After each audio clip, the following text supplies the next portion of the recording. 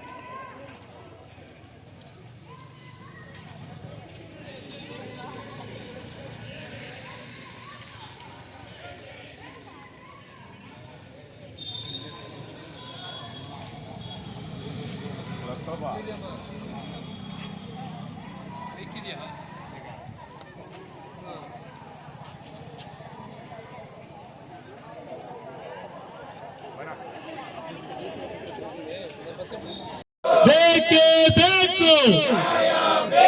ಎಲ್ಲಿಯ ತನಕ ಹೋರಾಟ? ಎಲ್ಲಿಯ ತನಕ ಹೋರಾಟ?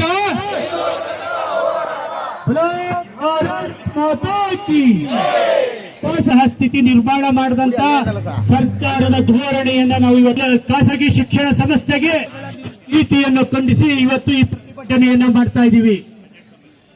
ಒಂದು ವೇಳೆ ಕಳೆದ 3-4 ವರ್ಷಗಳಿಂದ ಇಲ್ಲದಂತಹ ಕೆಲವು ವಿಚಾರಗಳನ್ನ ಜೋಡಿಸಿ ಇವತ್ತು ನಮಗೆ ಖಾಸಗಿ ಶಿಕ್ಷಣ ಸಂಸ್ಥೆಯವರಿಗೆ ಉತಃ ಅನ್ಯಾಯವನ್ನ ಮಾಡ್ತಾ ಇರ್ತಕ್ಕಂಥ ಸರ್ಕಾರ, ಶಿಕ್ಷಣದ ಮೌಲ್ಯವನ್ನ ಅರಿಯದಂತಹ ಸರ್ಕಾರ ಇವತ್ತು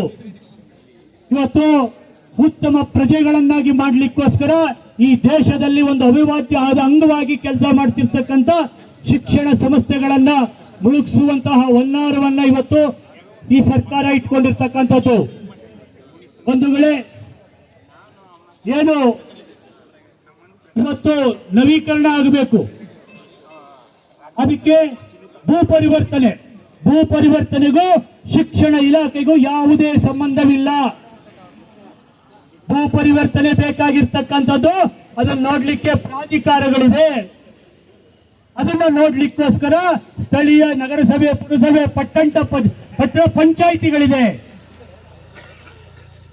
ಅವರು ಮಾಡಕ್ಕಾಗದೇ ಇದ್ದಂತಹ ಕೆಲಸವನ್ನ ಸರ್ಕಾರ ಶಿಕ್ಷಣ ಇಲಾಖೆಯ ಮೂಲಕ ನಮಗೆ ಹೇರುವಂತಹ ಕೆಲಸವನ್ನ, ನಾಚಿಕೆಗಿಟ್ಟ ಕೆಲಸವನ್ನ ಇವತ್ತು ಮಾಡ್ತಾ ಇರ್ತಕ್ಕಂಥದ್ದು ತೀರಾ ಖಂಡನೀಯ. ಈ ಕೂಡಲೇ ಸರ್ಕಾರ ಭೂ ಪರಿವರ್ತನೆಯನ್ನ ಕೈ ಬಿಡಬೇಕು. ಭೂ ಪರಿವರ್ತನೆ ಬಂದಿರತಕ್ಕಂಥದ್ದು 1944ರಿಂದ ಭೂ ಪರಿವರ್ತನೆ ಆಗಿ ಬಂದಿರತಕ್ಕಂಥದ್ದು.